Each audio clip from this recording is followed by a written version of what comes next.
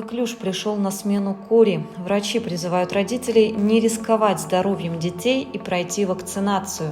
За истекший период текущего года по Карасайскому району зарегистрировано 40 случаев коклюша. На данный момент все случаи они подтверждены лабораторно.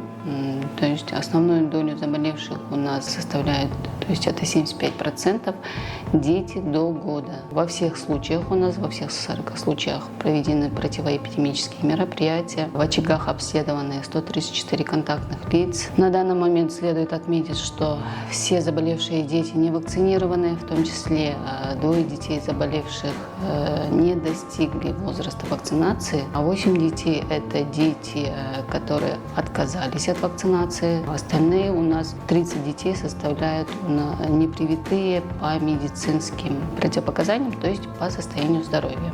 Педиатры отмечают, что коклюш становится болью для всей семьи. Это острое инфекционное заболевание, вызываемое инфекцией Bordetella pertussis, которая характеризуется приступообразным, спазматическим кашлем. Дети маленькие до года, они очень тяжело переносят эту инфекцию. Инкубационный период начинается от 3 до 14 дней, и заболевание длится от 6 до 8 недель. Кашель, получается, там приступ каждые 30 минут, каждые 20 минут. Может быть возникнуть апноэ, то есть остановка дыхания.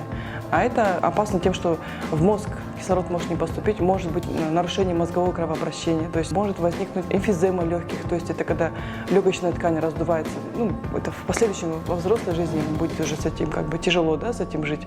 Коклюш – это такое заболевание, когда ты видишь, что у ребенка приступ, но ты ничего не можешь сделать.